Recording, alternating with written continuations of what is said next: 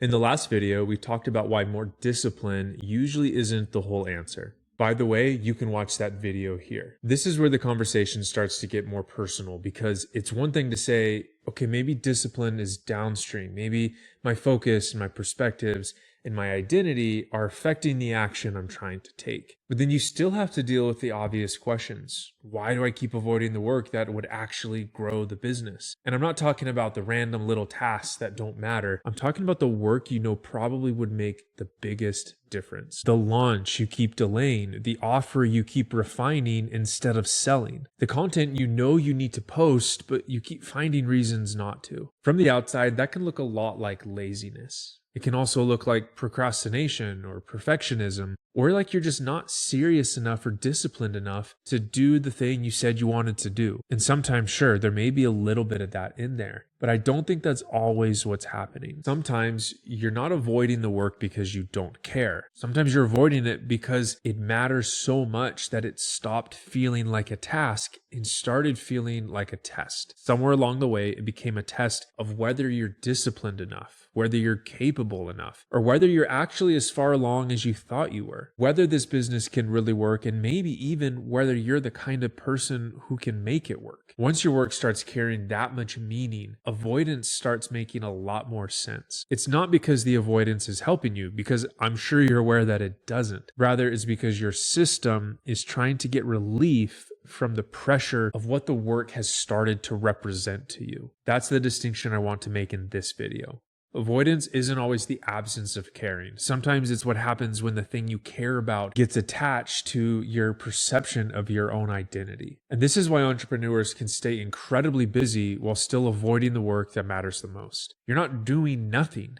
You're probably answering messages, adjusting the website, rewriting the caption, cleaning up the offer, organizing your calendar, or improving your sales funnel, or even revamping your plan again. And some of those things may actually be useful. That's what makes this so hard to catch, because avoidance doesn't always look like sitting on the couch doing absolutely nothing. Sometimes avoidance looks and feels responsible and productive. I'm sure you've had some moments like this. You're not avoiding, right? You're just making sure you're totally prepared for the launch. You're making some quick important changes to your website or researching the best way to contact those leads. That's where a lot of entrepreneurs get stuck. They're not avoiding work. They're avoiding the exposure. They're avoiding feedback. They're avoiding the moment where the thing they've been building has to leave the safe space of preparation and actually interact with the market, the audience, the client, or the person whose response they can't fully control. And that's a very different issue. Because if you think the problem is laziness, then the solution is to shame yourself into more action. If you think the problem is perfectionism, then the solution is usually some version of just launch before you're ready. And sometimes that advice is useful, but it can also miss the deeper issue because the question isn't only, why haven't I done it yet? The better question is, what does that mean for me? What would it mean if you posted the content and nobody cared? What would it mean if you launched the offer and nobody bought it? What would it mean if you followed up and they said no? What would it mean if you put the work in front of real people and found out it still needs change? That's where your work becomes loaded. Now it's not just a post, it's evidence. And it's not just a launch, it's a verdict. It is not just a sales conversation. It's a reflection of whether or not you're good at this. It's not just feedback, it's the thing that might confirm the fear you've been trying to ignore. And if the meaning underneath all that work is, if this doesn't go well, that says something about me,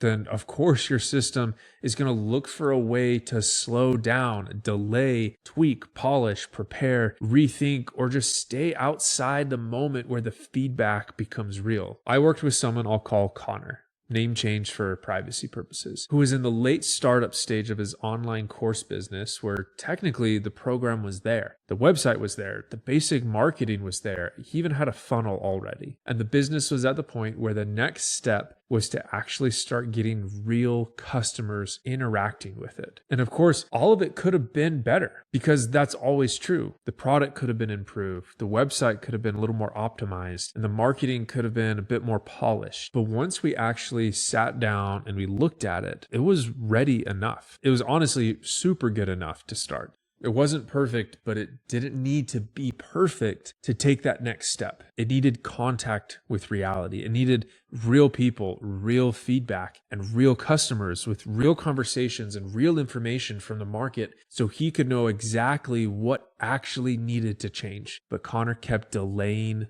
the launch. On the surface, this looked like procrastination with a large helping of perfectionism on the side. And honestly, you probably could have made a case for both. But once we actually sat down and looked at what was happening, that explanation just didn't really hold true. Connor wasn't lazy. In fact, he was far from it. He was working 10 or 11-hour days. He was doing real, honest work. That's what made it tricky, because from the outside, it looked like he was being responsible. He was improving the product. He was improving the website and doing the kinds of things that any entrepreneur could justify. But at a certain point, more improvement wasn't the thing that was going to grow the business. He needed revenue.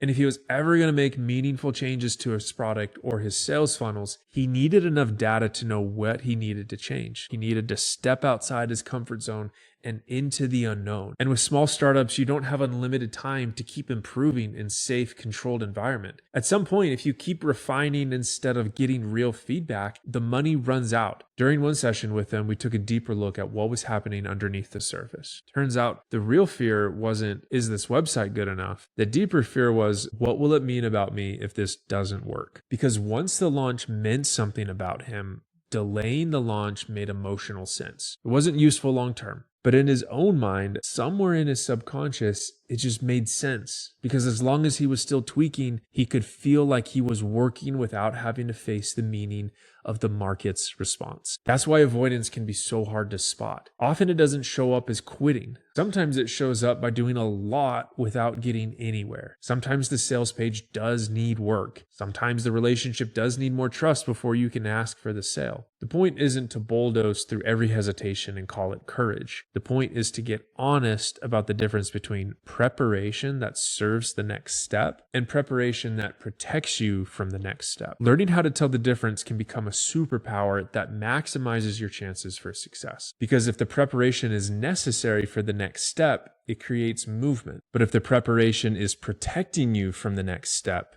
it creates praiseworthy stagnation instead. And this connects back to what we talked about in the last video. If your focus is on how far behind you are and the meaning is, this proves I'm not disciplined enough, then the action that follows is probably going to be forced, avoidant, or inconsistent. But now we have some more clarity about what our subconscious is saying. Now it's not only, I'm not disciplined enough, it's also, I'm not where I should be. And from there, we can identify the even deeper concern we've been masking. What if I'm not good enough? A lot of entrepreneurs would never sit down and clearly say, I'm avoiding this because I'm afraid I'm not good enough. That's usually not how it shows up. Because here's the thing. If the work is just work, you can do it. Learn from it and adjust. But if the work is a test of whether you're capable, then every task becomes emotionally expensive. Following up isn't just following up, it's risking rejection. Posting content isn't just posting content, it's risking being ignored. And launching isn't just launching, it's risking the possibility that the thing you've been building still doesn't work yet. And when the task carries that much meaning, avoiding it can feel like relief for a moment. But that relief has a cost, because the longer you avoid the work,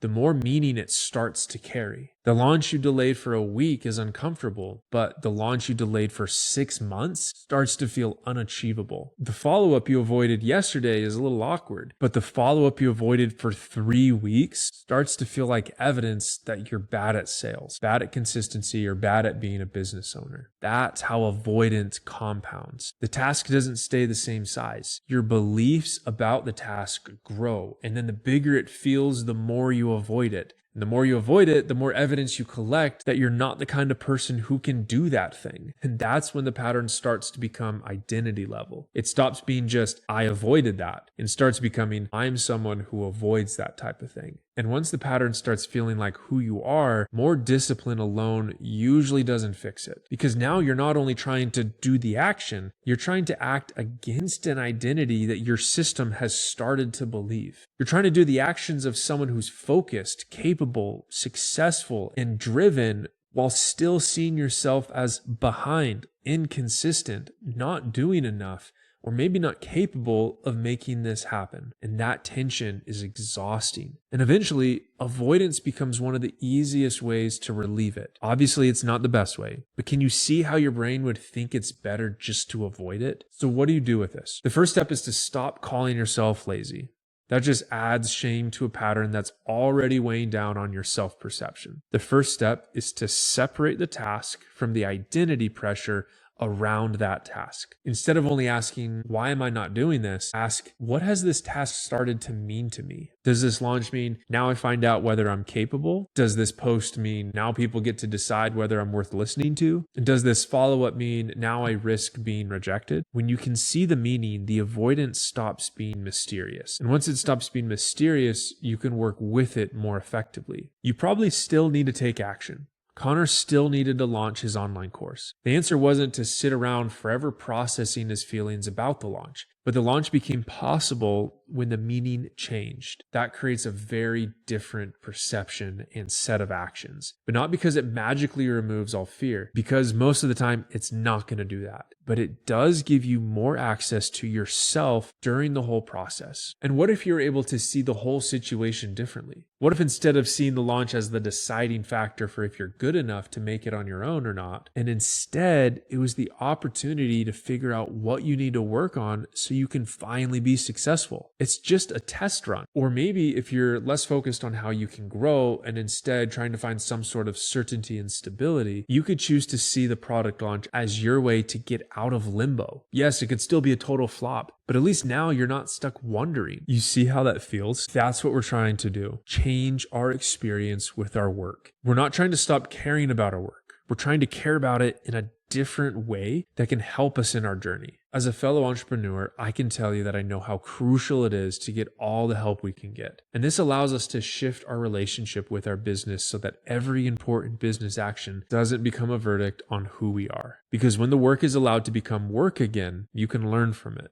You can use it and you can adjust. You can take that next step without needing that step to prove everything about you. That's the shift. Avoidance isn't always laziness. Sometimes it's just identity protection. And the way through isn't just to force more effort. You have to find the meaning underneath the avoidance, reframe the map that's making that action feel unsafe, and then take the next step forward from an emotional state where you have more access to yourself. Trust me, your business needs you, but it needs the best version of you, and that's not shying away from the risk of failing. That's not how you avoid failing. You avoid failing by showing up every day or as much as possible as the best version of yourself with as much access to your incredible mind, passion, and drive. There's a pattern happening inside you before that behavior ever shows up. And if you don't understand that system, you'll keep trying to fix the behavior after the pattern has already taken over. That's what we're going to look into next. And if this already feels like the pattern you're ready to work through more directly, you can also book a discovery call to see whether the Live Free protocol is the right fit for helping you move forward. So I highly recommend watching this next video right here.